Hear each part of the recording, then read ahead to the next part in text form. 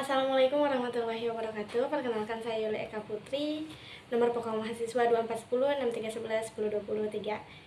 Saya dari kelas 4 FPAI. Di sini saya akan menjelaskan mengenai filsafat pendidikan Islam, ujian tengah semester, dosen pengampu Dr. Iqbal Amar Mujaki, MPD. Di sini ada jelaskan bagaimana pengertian filsafat pendidikan Islam dapat memengaruhi praktik pendidikan di madrasah dan pesantren. Berikan contoh yang konkret dari pengalaman Anda atau observasi lapangan. Mungkin filsafat pendidikan Islam yang memandang sebagai upaya bimbingan jasmani dan rohani. Nah, di sini filsafat ini berperan tidak hanya dalam pembelajaran intelektualnya saja, tetapi spiritualnya juga. Kenapa? Karena di dalam pondok pesantren ini banyak orang tua yang mempercayai karena dengan nilai spiritualnya yang tinggi. Nah, di dalam pendidikan ini ada contoh konkret yang saya temukan ketika observasi kemarin, yang mana di dalam pondok pesantren itu filsafat sangat berperan, seperti fokus pendidikan, bukan sekedar transfer ilmu, tetapi juga melainkan pembentukan karakter, pembentukan akhlak yang baik, pembentukan adab yang baik. Jadi tidak hanya intelektualnya saja, tetapi sangat memperhatikan spiritual. Dan di dalam 24 jam, santriyin atau santriat itu sangat aktif di dalam kegiatannya, karena bisa kita lihat kalau di pondok pesantren itu tidak hanya sekolah saja ya, tetapi ada mengaji juga. Jadi ketika anak-anak pagi ini berangkat ke sekolah dan ketika pulang jam 2 anak-anak langsung ada jadwal untuk mengaji. Pertanyaan kedua di sini ada bandingkan kedudukan filsafat pendidikan Islam dengan filsafat pendidikan Barat. Nah, apa kelebihan dan kekurangan masing-masing dalam konteks pendidikan di Indonesia? Teman-teman, mengenai kelebihan dan kekurangan, setiap hal itu pasti mempunyai kekurangan dan kelebihan. Nah, di sini adapun filsafat pendidikan Islam itu bersumber dari wahyu, bersifat absolut yang didialogkan dengan akal. Pendidikannya bertujuan mengembangkan potensi jasmani dan rohani manusia agar menjadi hamba dan khalifah yang berakhlak mulia. Jadi, pembentukan filsafat pendidikan Islam ini membentuk akhlak siswa, membentuk akhlak mereka agar mereka mempunyai adab yang baik. Nah, selanjutnya filsafat pendidikan Barat. Filsafat pendidikan Barat ini bersumber dari nalar manusia atau dari rasionalisme, yang mana bersumber dari pengalaman atau empirisme dan bebas nilai. Jadi pendidikan ini berfokus pada pengembangan intelektual, kreativitas, dan kemampuan kritis. Jadi kalau filsafat pendidikan Islam itu lebih ke spiritualnya, dan kalau filsafat pendidikan Barat itu lebih ke rasional, jadi lebih ke intelektual. Nah, kemudian ada pertanyaan selanjutnya, yang mana di sini jelaskan kerangka kerja yang menggambarkan ruang lingkup filsafat pendidikan Islam. Sertakan elemen-elemen penting yang harus dipertimbangkan dalam pengembangan kurikulum pendidikan Islam. Kerangka kerja ruang lingkup filsafat pendidikan Islam ini pada dasarnya mengembangkan bagaimana pendidikan dipahami dari sisi hakikat atau ontologi, sumber pengetahuan epistemologi, dan juga tujuan aksiologi, lalu diterjemahkan ke dalam praktik pendidikan atau kurikulum objek pendidikan yang harus diadakan. Nah, di dalam epistemologi ini, sumber dan cara untuk memperoleh ilmu atau menjawab bagaimana ilmu diperoleh. Nah, bagaimana ilmu diperoleh? Dan dalam aksiologi itu ada nilai dan tujuan pendidikan, yang mana itu untuk menjawab apa pendidikan dilakukan. Jadi untuk apa pendidikan dilakukan? Nah, dimensi praktis ada implementasi pendidikan, penerapannya yaitu dari ontologi, epistemologi, dan aksiologi.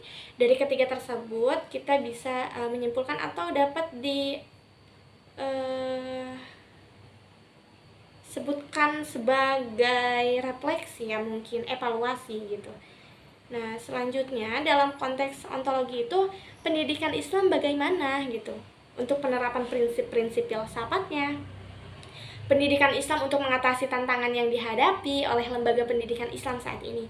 Mungkin kita semua mengetahui bahwa pendidikan Islam saat ini sangat sulit gitu untuk disampaikan kepada anak-anak Gen Z dan anak-anak Gen Alpha ya.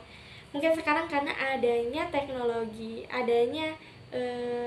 yang sangat canggih, teknologi yang sangat berkembang, yang mana itu sebagai pengaruh juga gitu untuk siswa dan siswi. Nah, ontologi pendidikan ini mengatasi tantangan modern dengan menegaskan manusia sebagai khalifah berfitrah, yang mana mengintegrasikan ilmu umum dan agama dan mengedepankan nilai-nilai tauhid. Jadi metode yang digunakan di sini adalah metode holistik gitu, yang mana spiritual dan intelektual. Jadi tidak hanya intelektual dan tidak hanya spiritualnya saja, jadi intelektualnya ada dan spiritualnya juga ada gitu. Jadi dua-duanya seimbang dan dapat diimplementasikan gitu di dalam pembelajaran filsafat. Nah, kemudian tauhid itu sebagai basis ontologis memastikan bahwa seluruh itu realitas, seluruhnya itu nyata gitu, bukan hanya realitas saja. Nah, baik fisik maupun gaib gitu, bersumber dari satu Tuhan. Nah, jadi realita gitu, kejadian yang ada bukan hanya dunia maya gitu, yang mana dunia yang hanya di impi-impikan atau hanya dunia sosmed gitu, dunia di teknologi saja. Nah, epistemologi pendidikan Islam ini kan adalah cabang filsafat ya, yang membahas hakikat ilmu atau sumber pengetahuan itu ada dari mana, atau metode perolehan gitu. Kita dapat hal itu dari mana, dan validasi pengetahuan dalam konteks pendidikan Islam. Mungkin urgensinya itu terletak pada peranannya sebagai pondasi utama dalam membangun sistem pendidikan yang bermutu, terintegrasi dan relevan dengan perkembangan zaman, bukan sekadar meniru model barat.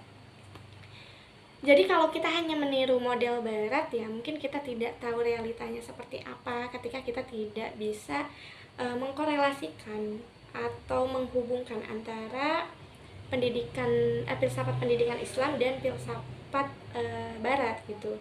Nah, di sini tinjauan aksiologi itu pendidikan yang ada saat ini seperti apa saja pendekatan gitu yang paling efektif dan meningkatkan kualitas pendidikan Islam.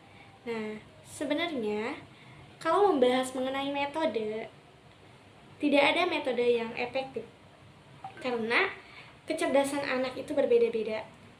Tapi mungkin ada beberapa metode yang cocok dengan anak, dan tidak hanya menggunakan satu metode saja karena kecerdasan anak berbeda-beda, pemahaman anak berbeda-beda. Kita juga sebagai pendidik nantinya harus mempunyai banyak metode untuk menyampaikan pembelajaran.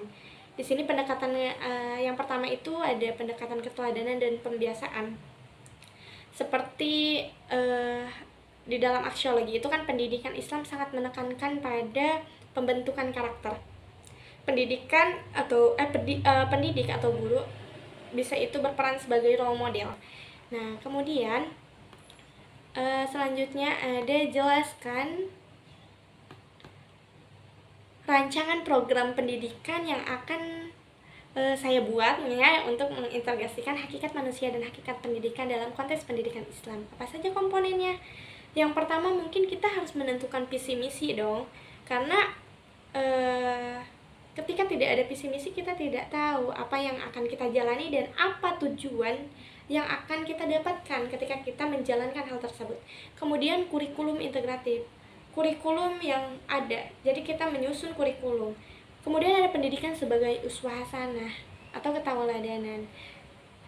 Tauladan itu sangat penting karena itu adalah sifat atau sikap Rasulullah yang mana harus kita contoh, dan ketika kita mencontohnya, anak-anak pun akan melihat kita sebagai guru dan role model mereka.